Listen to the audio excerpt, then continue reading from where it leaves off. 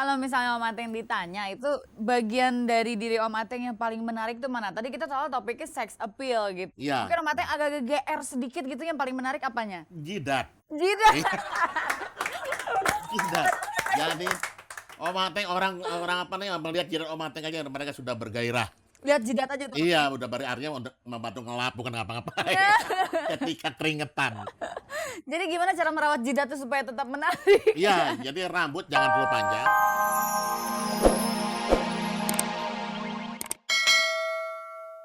Halo, Halo. halo. Password? Batuk di komik aja. Siapa Mas? Aji. Siapa? Aji. Adi? Di mana Aji Mas dari Adi? Bogor. Di Bogor. Iya. Oke, jawabannya? Kepribadian. Kepribadian. Iya. Ada lagi? Dan intelektualitas. Terus? Ada lagi? Hatinya. Ya.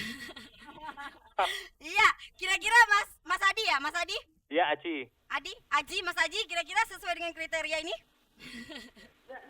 Ya, Mas Aji? Iya. Masih di sana? Kita goyang ya? Iya, iya. Oke, ayo Mang.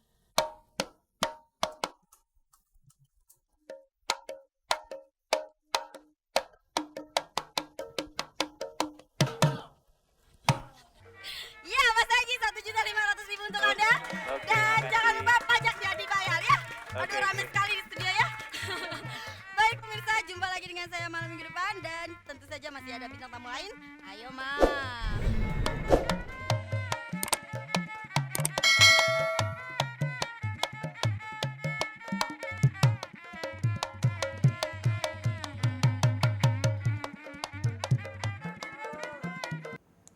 Pemirsa, tamu saya yang satu ini punya kisah menarik waktu lahir.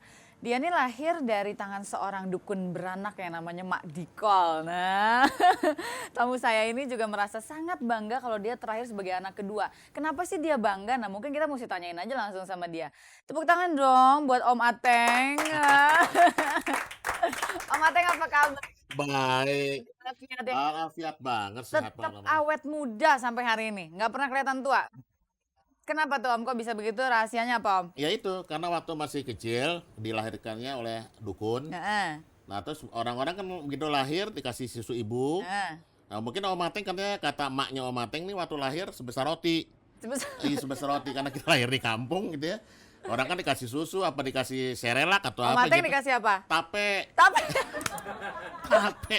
Jadi kan itu kan makanannya orang tua. Jadi makanya sekarang ya Om Ateng tetap sehat. Ya cuma ya kegemukan lah gitu. Om Ateng katanya merasa bangga banget loh lahir jadi anak kedua. Bener nggak sih Om kayak gitu? Kenapa bangga jadi anak kedua? Ya karena Om Ateng merasa Om Ateng yang paling cakep dari seluruh saudara-saudara Om Ateng. Emang ada berapa saudara Om Ateng? 9. 9 semua perempuan? Enggak dong. Enggak. Perempuan laki, perempuan laki. 6, perempuannya 3. Kok Om Ateng ngerasa paling cakep geeran aja deh? Paling cakep sih orang begitu lahir nenek itu mak ya, Heeh. maknya Om Ateng bilang, waduh anak gue cakep banget. Nah Om Ateng denger kan ya, sampai sekarang. Jadi Ada. pede sampai hari ini ya. Om Ateng, kalau misalnya Om Ateng ditanya, itu bagian dari diri Om Ateng yang paling menarik tuh mana? Tadi kita soal topiknya sex appeal gitu. Iya. Mungkin Om Ateng agak GR sedikit gitu, yang paling menarik apanya? Jidat. Jidat. Jidat. Jadi Om Ateng orang apa nih melihat jidat Om Ateng aja mereka sudah bergairah. Lihat jidat aja tuh. Iya, udah artinya untuk membantu ngelap bukan ngapa-ngapain. Ketika keringetan. Jadi gimana cara merawat jidat tuh supaya tetap menarik? Iya, jadi rambut jangan terlalu panjang, Iya. sehingga tidak tergesek-gesek dengan ujung-ujung rambut. Jadi kita kalau gesek-gesek rambut sama dengan ibarat ujung-ujung lidi kan. Nah, itu karena Om Ateng senang sekali dengan berambutnya begini, karena di samping untuk menutupi kebotakan. Oke, Om Ateng. Om Ateng kan udah berapa tahun menikah sama Tante Reni? 27. 27. Iya, iya. Kira-kira kalau misalnya ada yang tanya, dulu Tante Reni tuh tertarik sama apanya sih dari Om Ateng sampai mau menikah dan jadi istri Om Ateng? Om Ateng tahu nggak? Ya jidat itu kali. Oh, balik lagi ke masalah jidat ya. Dari tapi juga itu ya mengejutkan juga. Baru-baru ini Om Ateng kan pergi ke Blora. Terus kita di sana kumpul-kumpul nih. Blora luar kota ya? Iya, Blora bukan jalan Blora sih. Iya. Blora Jawa Tengah sana. Terus kita tanya sama ibu mertua saya, Mak, waktu saya melamar anak Mak nih, si Reni ini, bagaimana perasaan? Mak terperangah. Kenapa? Ini kecil-kecil nekat banget ya. Jadi karena terperangah langsung iya, Iya, boleh iya. gitu ya. Kayaknya mak disirep gitu. Kalau kayak apa namanya? Ya terperangah gitu. Jadi nggak sempat kata-kata yang lain lagi. Dulu sulit nggak sih Om waktu mau dapetin Tante Reni itu? Ya agak sulit-sulit ya, saingannya kan agak saingannya kayak Ferry Salim itu, bayangin aja berat nih. Tapi yang Mateng lah. Ya karena jidatnya itu. Betul. Karena Ferry jidatnya Salim itu. jidatnya nggak kelihatan tutup rambut. Enggak, iya. Karena Om Mateng pakai strategi yang dipakai sama itu, sama apa? Sama si apa? Angel. Angel. Strateginya gimana tuh? Iya, dia harus pakai strategi dulu. Kita lihat, oh ini yang menarik ini. Kalau tante Om Mateng lihat nggak lihat dari mana-mana, lihat seluruhnya, wah ini menarik semua nih. Jadi nggak ada yang apa namanya tersisa. Ya udah langsung aja, kan dia bilang intelijensia paling harus dilihat ya, dia punya apa kepribadian kan ya, hatinya. Iya, kalau Ferry kan bilang hatinya dulu ya. Om Mateng nggak lihat tampangnya dulu. Nah, kita lihat nggak cocok kan, jadi kita lihat begitu wajahnya udah kira-kira oke punya gitu ya, baru kita sidiki hatinya gitu. Oke. Begitu cocok kita kontrak deh.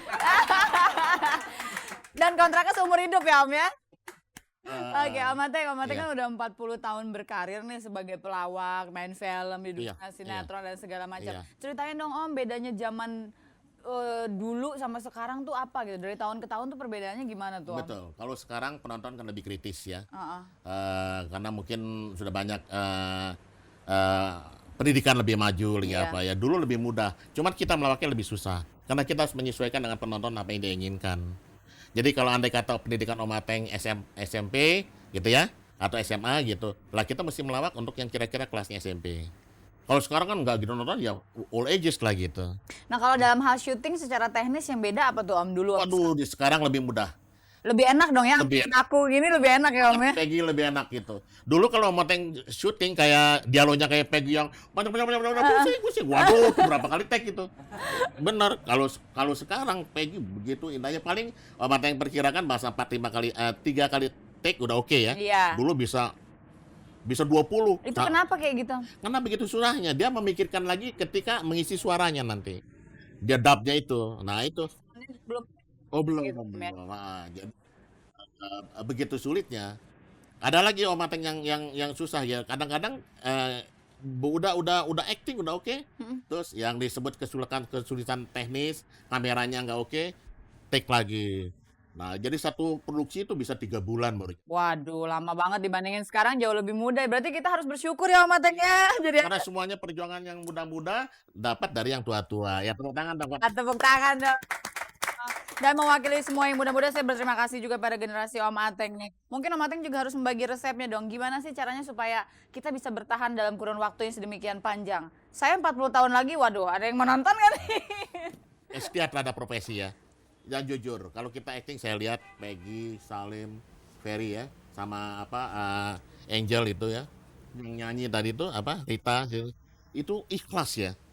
Itu harus ada ikhlas gitu. Dia sepenuhnya dia acting kayak Peggy itu ikhlas. Dia nggak takut jelek, nggak apa-apa. Iya, Yang penting betul. saya main. Nah itu. Jadi itu dia karir gitu dia menempel terus.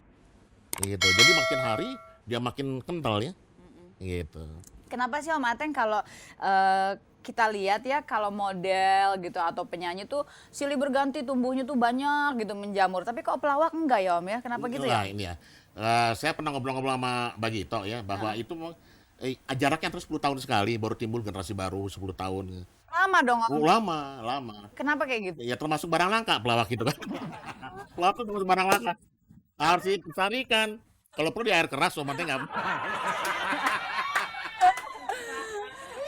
Jadi alasannya mungkin karena tidak setiap orang bisa membuat orang lain tertawa gitu ya. Ya. Bikin orang ketawa tuh nggak gampang ya Om ya. Melawak itu 2 kali kerjaan.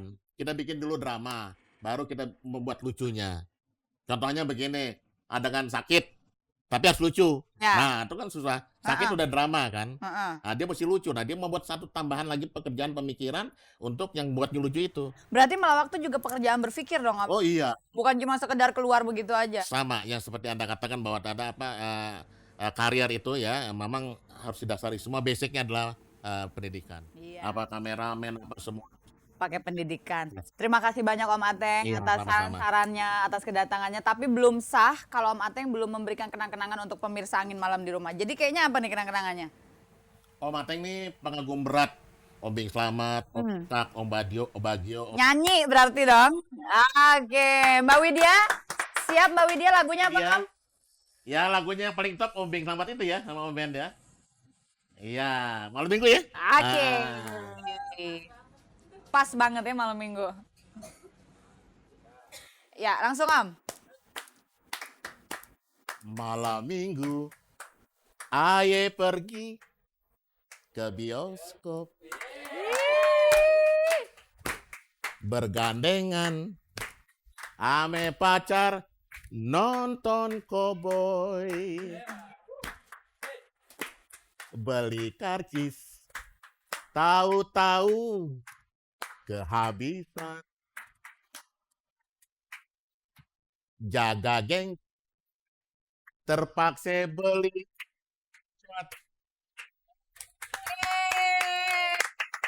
Iya, iya. Sama-sama Peggy. Om ya, Ya, sukses Peggy. terus. Mohon doanya juga untuk kita semua di sini ya Om ya. Kita saling. Oke. Makasih banyak. Baiklah pemirsa, kita akan lanjutkan Angin Malam dan saya masih akan hadirkan kembali ke hadapan Anda semua Rida Sita Dewi.